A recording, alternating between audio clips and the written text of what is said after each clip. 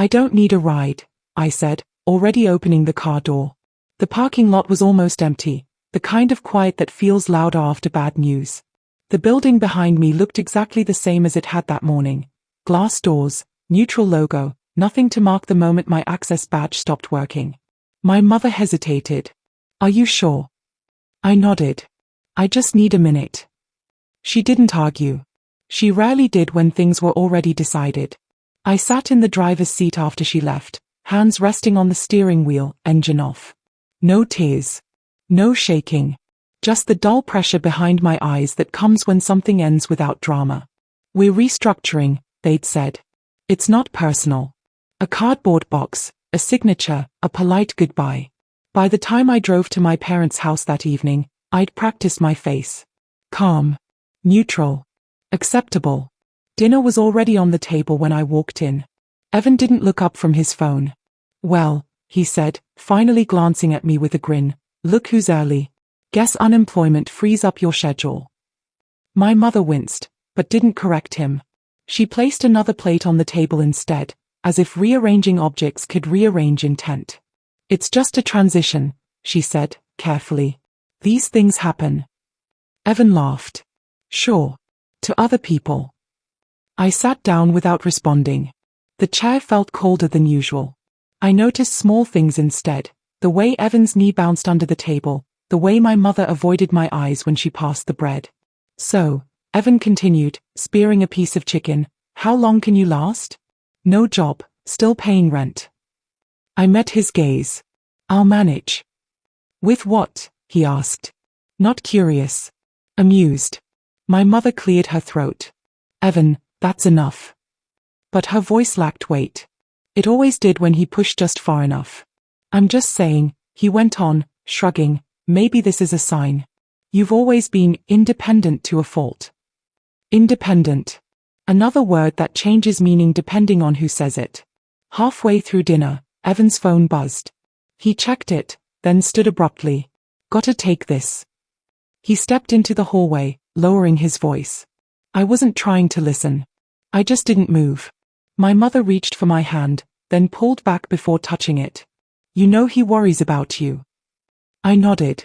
From the hallway, Evan's voice drifted back, low, confident. Yeah, he said. Just give him the cash. She won't fight it. Something in my chest tightened, not panic, not anger. Recognition. Evan laughed softly, the sound of someone who'd already decided the outcome. I stared at my plate, appetite gone, as the sentence settled into place. Whatever he was planning, it didn't include my consent. And for the first time that day, I understood exactly how exposed I looked to them, and how much they underestimated what silence can hide. The knock came too early to be friendly. 3 sharp raps. Precise. Practiced. I checked the clock on my phone, 7:12 a.m. The sky outside my bedroom window was still grey, unfinished, like the day hadn't decided what it wanted to be yet. I opened the door barefoot. Mark Hollowell stood there with a manila envelope tucked under his arm, jacket zipped halfway up, eyes already tired. He didn't look surprised to see me. He looked relieved to have found me awake. Morning, Claire, he said. Sorry about the hour. It's fine, I replied. My voice sounded steady, even to me. What's going on? He glanced down the hallway behind me, then back at the envelope, as if following a script he didn't write. We need to talk. He stepped inside only when I moved aside. That told me more than his words. Mark had never come in before. Rent checks were mailed. Repairs were handled through text. Boundaries had always been clear. He placed the envelope on the small kitchen table like it might bite. This is a notice of early termination, he said. 30 days. I didn't reach for it right away. My lease doesn't allow that. He sighed. Normally, no. Then why now? Mark rubbed his thumb along the edge of the paper. There's been a request. A request from who? He hesitated just long enough to answer the wrong way. Your brother already handled it, he said. The room felt suddenly quieter, as if something had turned off in the walls. My brother. I repeated. Evan, he clarified quickly. He came by yesterday. Said you were having trouble. Offered to help smooth things over. I finally picked up the notice. The language was careful, phrases like mutual agreement and early settlement. Nothing explosive. Just pressure dressed as procedure. He paid you? I asked. Mark nodded. 500. As a goodwill gesture. Said it would make this easier. Easier for who? He didn't say. I leaned against the counter, envelope still unopened. Did he say I agreed to this? Mark's jaw tightened. He said you wouldn't fight it. There it was again. That assumption. That confidence. In situations like this, landlords don't usually break rules outright. They squeeze. They imply problems. They suggest outcomes. They count on tenants being scared, distracted, desperate enough to fold without asking questions. Especially tenants who just lost their jobs. Mark cleared his throat. Look, Claire, this doesn't have to be ugly. If you're planning to move anyway. I'm not, I said. The word landed cleanly between us. He blinked. Well, Evan seemed pretty sure. I nodded slowly, more to myself than to him. The timing clicked into place. The dinner jokes, the phone call, the certainty in Evan's voice. He hadn't waited for me to ask for help. He'd moved straight to control. I slid the envelope back across the table toward Mark. I'll review this. Of course, he said, too quickly. Just, let me know. When the door closed behind him, I stood there for a long moment, listening to the quiet return. No shaking hands. No racing heart. Just clarity. Evan hadn't reacted to my job loss. He'd planned around it. We didn't sit down right away. That should have warned me. My father stayed standing near the window, arms folded, watching the street like this was already a courtroom and he didn't want to miss who arrived late.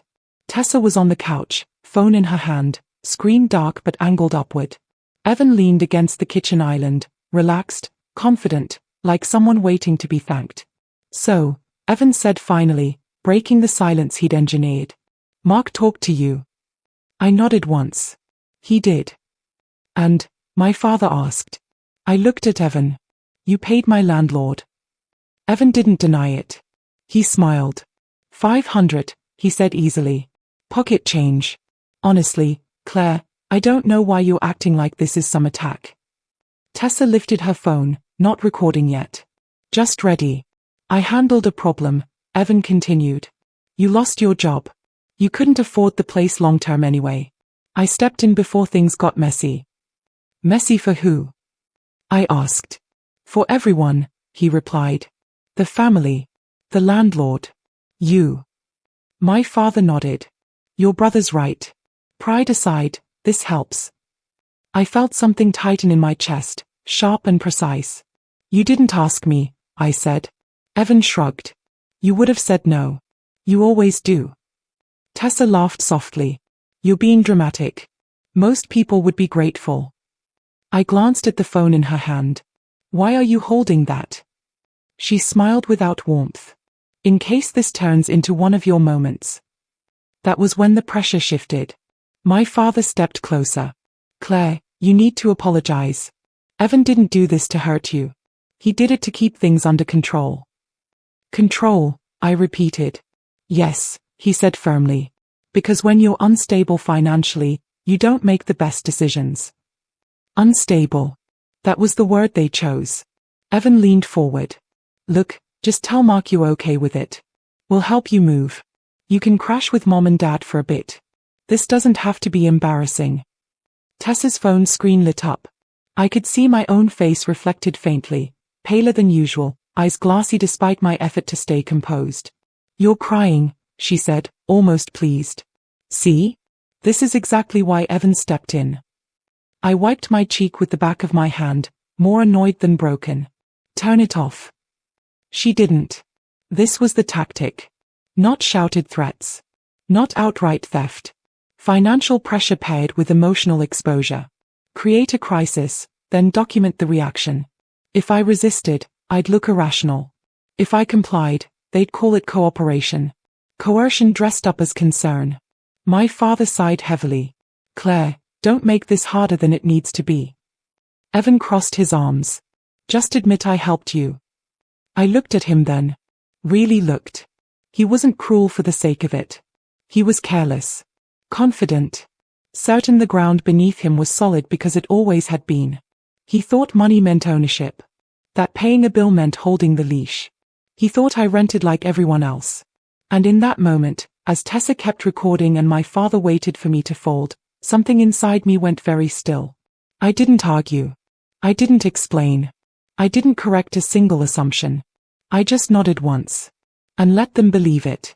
I packed the apartment the way I do everything important, quietly. No music. No calls. No dramatic pauses where I sat on the bed and stared at the walls. Just boxes, tape, and the sound of cardboard folding into itself. The place was small enough that every movement echoed. Mark's footsteps from that morning still felt pressed into the carpet, like a watermark you only notice after it dries. I didn't tell my family I was leaving early. There was no point. I wrapped dishes in old dish towels, the ones I'd bought on clearance years ago. I folded clothes methodically, separating what I'd need immediately from what could wait. Every so often my phone buzzed, texts from my mother asking if I was okay, one from Evan that just said, "Let me know when you're done so we can coordinate." I didn't reply. Silence isn't avoidance when it's intentional. It's insulation. By noon, the apartment looked like a stranger lived there. Clean. Neutral. Empty of anything worth claiming. I loaded the last box into my car and locked the door behind me, leaving the key on the counter the way Mark had instructed. I didn't feel homeless. I felt unobserved. The storage unit was 20 minutes away, tucked behind a strip of auto shops and a tire warehouse. I hadn't been there in over a year. The clerk barely looked up when I signed in, just slid the clipboard toward me and pointed down the row. Unit 314. The air inside smelled like dust and old paper. I flicked on the light and stood there for a moment, letting my eyes adjust. Everything was exactly where I'd left it. Plastic bins stacked neatly, a locked file box on the bottom shelf, and a single banker's box labeled in my handwriting. Documents. I knelt and pulled it toward me. Inside were folders I hadn't needed in a long time. Property tax statements. Insurance records. Correspondence I'd saved because something about it felt important, even back then. I didn't open everything. I didn't need to. Just seeing the edges of familiar paper was enough to steady my breathing. People mistake quiet for weakness because they confuse volume with certainty. I wasn't powerless. I had never been powerless.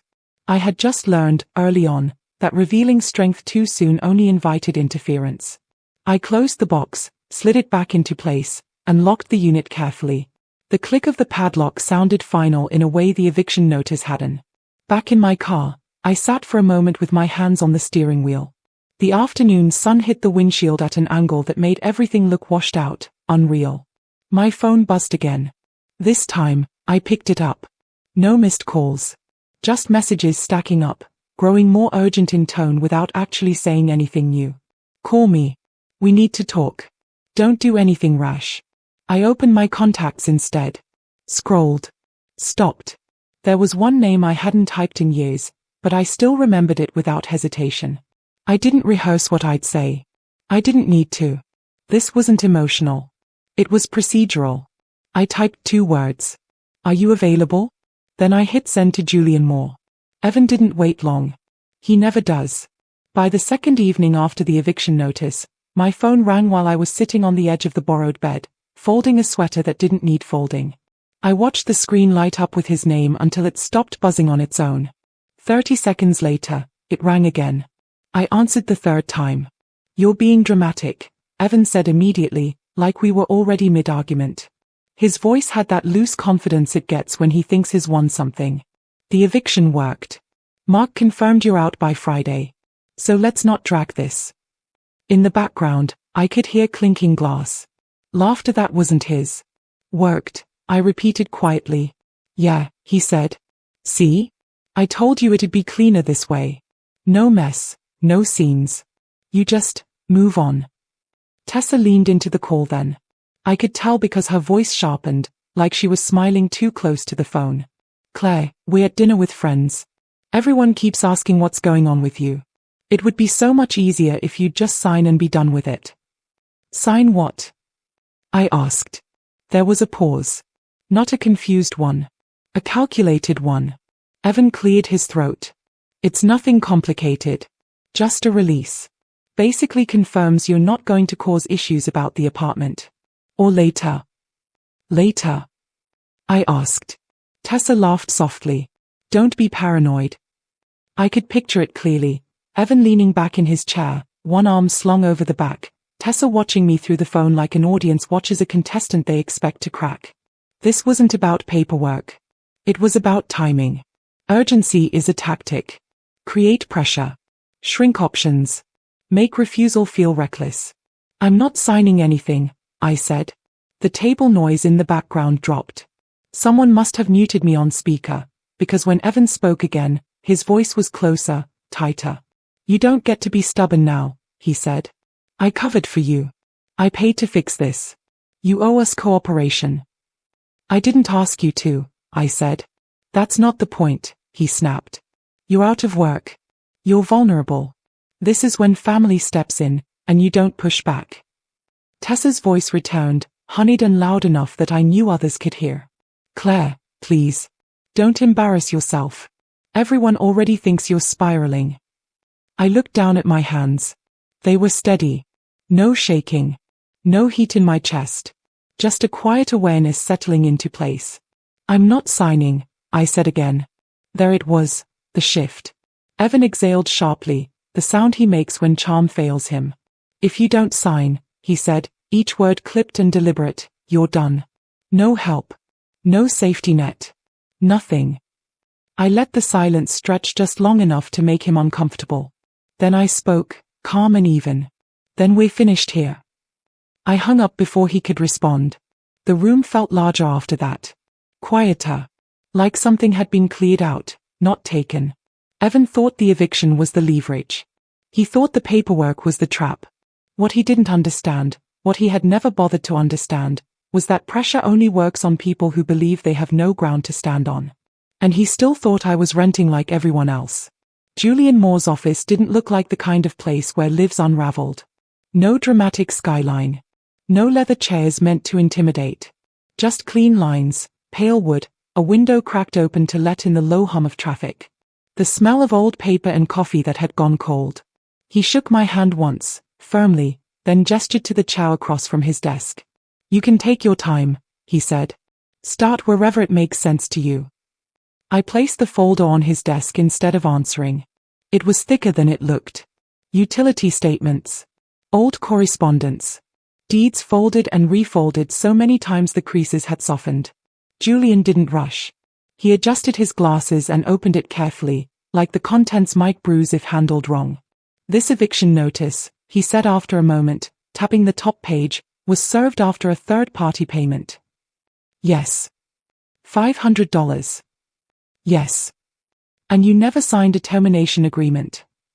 No. He nodded once, already writing. Good. The word landed heavier than I expected. Julian leaned back slightly, scanning the rest. His expression didn't change, but his eyes slowed, focusing. He stopped at one document longer than the others. Read it twice. This was set up when you were 18, he said. Yes. A trust, he continued, more to himself than to me. Structured ownership. Quiet. No public flags. I watched his pen hover, then rest on the desk. They don't know, he said. It wasn't a question. No, I replied. Julian exhaled through his nose. Not a sigh. More like confirmation. Then here's the simple truth, he said, folding his hands. You were never Evan's tenant. Mark Hollowell doesn't have the authority he thinks he does. And a payment from your brother doesn't create legal consent. He slid the eviction notice back toward me. It looked smaller now. Paper pretending to be power. This is pressure eviction, he continued. Not uncommon. Especially when someone loses a job. People assume panic replaces paperwork. I thought of Evan's voice. You're vulnerable. Julian met my eyes. Emotion doesn't override documentation. Ever. He began outlining things calmly. Not lecturing. Just placing facts where assumptions had been. The trust restricted third-party interference. The property management arrangement was conditional. Any early termination required my written consent or a court order. Neither existed. Which means, he said finally, that this eviction is invalid. I felt something loosen in my chest. Not relief. Alignment. So what happens now? I asked. Julian closed the folder and didn't push it back this time. He kept it in front of him, one hand resting on top. That depends, he said. We can correct the record quietly. Notify Mark. Nullify the notice. No spectacle. He paused, letting the alternative settle before naming it. Or, he said evenly, we can make it final. The word hung there. Final didn't sound loud. It sounded complete. Julian's gaze stayed steady. I need to know how you want this handled, he said. Because once we move, they won't be able to pretend this was a misunderstanding. I thought of the dinner table. Of Evan's smirk. Of Tessa holding up her phone like a mirror I hadn't agreed to look into. I folded my hands in my lap, just like he had. Tell me my options, I said. Julian nodded once. And that was when the ground fully shifted, quietly, legally, beyond anyone else's reach. I need the keys. Evan said it like a conclusion, not a request. Mark Hollowell stood just inside the open doorway of the duplex office, one hand still on the frame, as if he hadn't decided whether this conversation required stepping fully inside or backing away. It was late afternoon. The sun sat low, cutting across the parking lot and throwing long, unflattering shadows through the glass. The keys. Mark repeated. Evan smiled, but it was thinner than usual. Yeah. Clay's done. You served the notice. She's packing.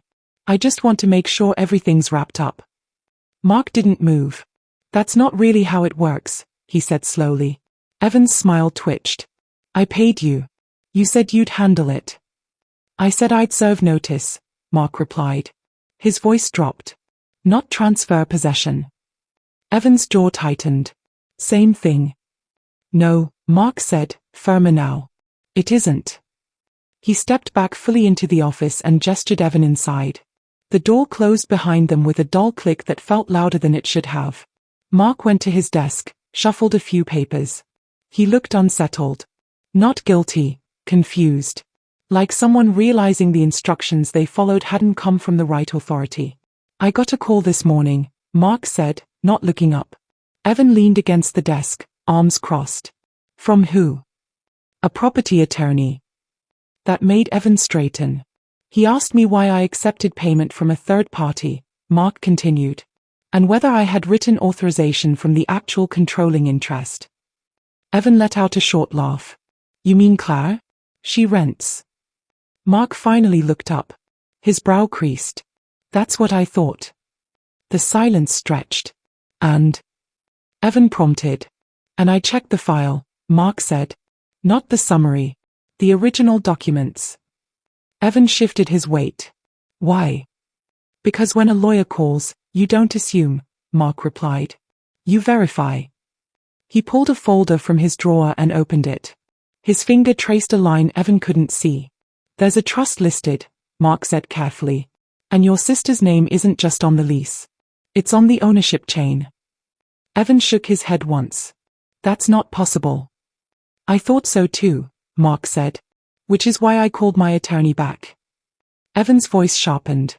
You're telling me I paid you $500 for nothing. Mark winced.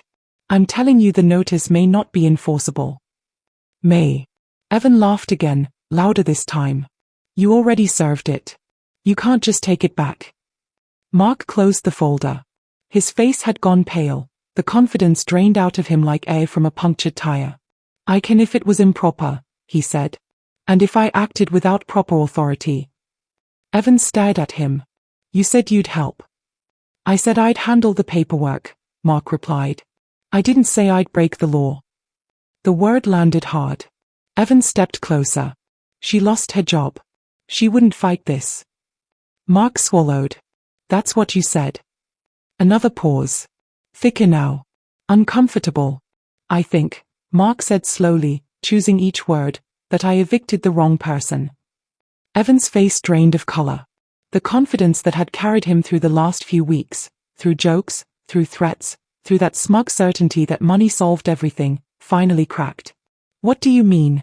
He asked, though his voice already knew. Mark exhaled, rubbing a hand over his face. I mean, he said, that your sister isn't who you thought she was in this arrangement. The office felt smaller suddenly. The hum of the air conditioner too loud. Evan's phone buzzed in his pocket. He didn't look at it. Who else knows? Evan asked. Mark met his eyes. Enough people. Outside, the sun dipped lower, the light slipping away from the windows. And for the first time since this started, Evan understood something fundamental had shifted, something he couldn't joke, pressure, or pay his way out of. Evan was pacing the living room, phone pressed to his ear, voice sharp but brittle. The early evening light cut through the blinds, leaving striped shadows across the hardwood floor. My mother sat stiffly on the couch, lips pressed together, while my father stood near the doorway, arms crossed, silent as always. You can't just, Evan started, then stopped abruptly when I stepped into the room, the eviction notice folded neatly in my hand. I didn't raise my voice. I didn't even exhale loudly. I simply held the papers between my palms and let the room notice me. Evan's head snapped toward me. Claire, what is that? His voice cracked just enough to reveal the edge of panic.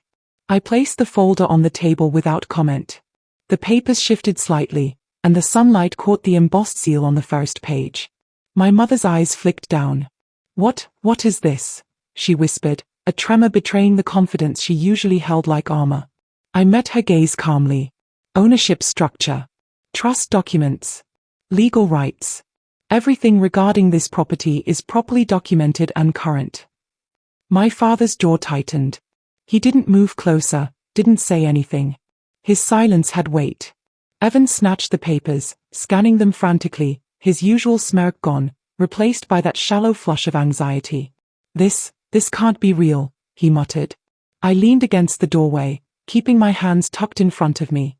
It is, I said. And everything was completed weeks ago. Including the steps you assumed you controlled. He looked up, eyes wide, struggling to process. You planned this? Yes, I said, softly. Not a shout. Not a gloat. Just the plain truth. I planned it quietly. And I prepared in silence. You assumed I would react like everyone else. You assumed fear would work. My mother shifted on the couch, her fingers fidgeting with the hem of her sleeve. Claire, but... I thought. I didn't ask for approval, I interrupted, letting the words settle without anger. Family connections don't override law. Evan's hands trembled slightly as he pushed the folder back toward me, like the weight of the documents themselves was too much to hold. I thought I was helping, he muttered, almost inaudible. You were trying to manipulate, I said, calmly. Financially, emotionally, everything. It doesn't work when the foundation is legal fact. My father finally spoke, low and measured. I didn't think. I didn't realize. His voice faded, lacking defense. I watched as the edges of his control, the habitual authority he wielded over everyone, diminished in silence. My mother's usual quick defenses had nothing to stand on. Even Evan's entitled confidence had collapsed under the weight of documentation, preparation, and patience. Tessa's face flashed in my mind briefly. She would never have made it this far without me, either. But this moment wasn't about spectacle. It was about inevitability. Evan whispered, almost to himself, almost a confession, You planned this. Yes, I said again, letting the single word carry the quiet finality it deserved. No anger. No triumph. Just fact. The room fell into a hush. The only sounds were the soft creak of the floorboards and the distant hum of traffic outside. And in that silence, the truth, calm, controlled, irreversible, had landed. This wasn't a scream, a fight, or a storm. It was law, preparation, and strategy. It was inevitability crystallized in a folder on a table. Evan sank onto the nearest chair, head in his hands. My mother stared, her voice caught somewhere between disbelief and helplessness. My father exhaled slowly, too late to shift the moment back to their control. I stepped back, hands folded, letting the weight of facts do what words never could. The power reversal wasn't loud. It didn't need to be. Evan's whisper repeated faintly, almost like a warning to himself rather than a threat. You planned this. I nodded once. Simply. Quietly. Precisely. No one spoke after that. No one tried to argue. No one could. And for the first time in years, I felt the room breathe around me without expectation. The family hierarchy had shifted, not because I shouted, not because I demanded, but because I had waited, prepared, and let the law do the work. It was over. They just hadn't fully realized it yet. Evan lifted his head slightly, eyes wide and still uncertain. You really didn't leave anything to chance, did you? I didn't answer. I only let the silence speak. Evan slammed the front door behind him, keys jangling like some failed victory. Tessa followed, her heels clicking sharply against the hardwood, but the sharpness in her stride couldn't mask the unease twisting her expression. Both of them paused in the hallway, the air heavy with a tension that had nothing to do with normal family quarrels. I was seated at the kitchen table, a single mug of coffee in hand. The morning sunlight hit the papers in front of me, legal notices Julian had drafted the night before. Each one carefully worded, each one a silent hammer against the assumptions they had made. I didn't look up immediately. Silence had its own authority. Evan muttered something under his breath as he rifled through his jacket pocket, pulling out his phone. Tessa leaned closer, whispering, perhaps trying to salvage some authority in the chaos, but her voice trembled. What do we do? Evan's jaw clenched. He dialed again, but the line went unanswered. Julian's notices were already in motion. Banks, utilities, and even small vendors were informed that all accounts controlled or influenced by him were frozen. Every late payment, every declined card, every halted transaction was already a matter of record. It wasn't revenge in the theatrical sense, it was fact, and facts were indisputable. Evan's eyes darted to me, searching for anger or pleading, but found none. I was calm, reserved, a quiet witness to the unraveling he had initiated. I don't understand, he finally said, voice strained. It was just $500. That's all. Tessa placed a hand on his shoulder, but it did nothing to steady him. Maybe we overstepped, she murmured, but her words carried the weight of resignation rather than authority. Julian stepped forward, checking the details one last time. His presence was calm, deliberate, the kind of certainty that erases doubt. Evan, he said evenly, the payments you assumed would secure compliance are legally irrelevant. The eviction notice you authorized is unenforceable. Everything has been reversed, and you're now liable for certain damages incurred by your unilateral action. The words sank slowly, like ice water. Evan's face paled, and Tessa's hand dropped to her side. The illusion of control they had clung to so desperately was gone, replaced by something heavier, consequence. I didn't speak. I didn't need to. The silence itself carried the weight of years of observation, restraint, and preparation. Evan realized, painfully, that his impulsive $500 favor had cost him everything he assumed he had. Tessa shifted, glancing at him with an unspoken question, as if to ask, how do we recover? There was no recovery. There was only the slow collapse of expectations built on entitlement and false assumptions. Outside, the hum of traffic continued, indifferent to human squabbles. The world did not pause for their panic. It simply went on, while Evan and Tessa had to reckon with what they had done. I took a slow sip of coffee and set the mug down with deliberate calm. My mother's words from months ago echoed faintly in my memory, we just want the family to stay together. Family wasn't a guarantee of obedience. It wasn't a shield against accountability. Evan's phone buzzed again. Another notice. Julian had anticipated every possible loophole, every weak point they might exploit. The silence between us grew denser, weighted with the understanding that this was permanent, measured, and fully controlled. Finally, Evan slumped into the nearest chair, staring at the floor. Tessa followed suit, her usual poise crumpling in tandem with his. Julian glanced at me briefly, a small nod acknowledging the quiet efficiency of the plan. I didn't say a word. I didn't need to. The room itself had absorbed the shift. The narrative of entitlement, manipulation, and assumed dominance had ended, replaced by legal fact, silence, and irrevocable consequence. And in that silence, I watched. Observed. Let the realization unfold fully. Evan's gaze flicked up to mine, a mixture of fear, frustration, and awe. I simply tilted my head, serene, unshaken. No lecture. No gloating. Just the calm knowledge that what was meant to control me had instead collapsed entirely on him. The room was quiet, but it wasn't peace. It was something colder, heavier, final. I leaned back in my chair, fingers folded. I watched silently, as everything he thought he owned slipped away in the invisible ledger of preparation. The apartment felt impossibly quiet, as though it had absorbed the chaos of the past weeks and held it in suspended tension. I walked through the rooms slowly, fingertips brushing along the counters, the backs of chairs, the smooth edges of the kitchen table. Everything was exactly as it should be, clean, orderly, untouched by the panic and entitlement that had once tried to claim it. Outside, the city hummed with life, distant sirens, a dog barking, the muffled sound of tires on wet asphalt. Inside, the only sound was the soft click of the blinds as I adjusted them, letting just enough light spill across the hardwood floors. The clarity of this space, the space I had protected quietly, deliberately, was almost intoxicating. Months had passed since Evan's reckless $500 had triggered the cascade of consequences he could never have anticipated. Tessa's thin veneer of control had shattered, her attempts to manipulate reduced to whispered phone calls that went unanswered. My mother and my father had retreated into an uneasy silence, their faces betraying a mix of guilt and disbelief each time we crossed paths at family events. They no longer spoke of money, control, or my compliance. I had withdrawn, not in anger, but in measured boundary setting that could not be breached. I sank into the armchair by the window, Julian Moore's counsel echoing in my memory. Facts, documentation, preparation, he had said. That had been the foundation of everything that followed.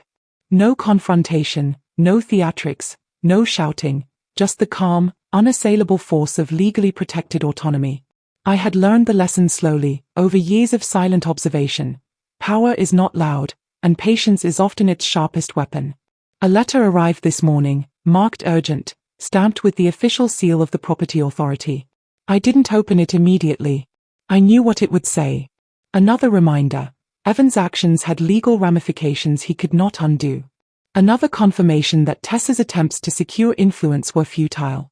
The truth had been delivered, quietly, without spectacle. I glanced around at the apartment, at the life I had maintained in careful, disciplined steps. No one could claim it. No one could manipulate it. The eviction, the payments, the panic, all of it had been a mistake from their perspective, a failure to account for the one person who had prepared without noise, without announcement, without need for justification. Sipping a cup of coffee I hadn't had time to enjoy before the world intruded, I thought of all the small, silent moves that had brought me here. Ensuring ownership was absolute, verifying documentation, keeping accounts separate, observing patterns of entitlement, and never responding to provocation. Each act had been quiet, almost invisible. Yet now, the consequence was unmistakable. The sun dipped lower outside, casting the apartment in long, sharp shadows. I could feel the weight of it all, control regained, threats neutralized, autonomy preserved. There was no joy in witnessing failure. No glee in seeing them caught by the systems they had underestimated. Only the calm certainty that silence, preparation, and discipline were the tools that secured my life. I set the cup down. Leaned back, letting the leather armchair conform to my posture. The apartment smelled faintly of coffee and polished wood, of life uninterrupted by other people's assumptions. For the first time in months, I allowed myself to exhale fully. Outside, the city continued, indifferent. Inside, everything was exactly where it belonged. And I understood, power did not need a voice. It did not need drama. It needed only preparation, patience, and boundaries that could not be breached. The world had spoken quietly, but decisively. They tried to take me down. I simply stopped carrying them.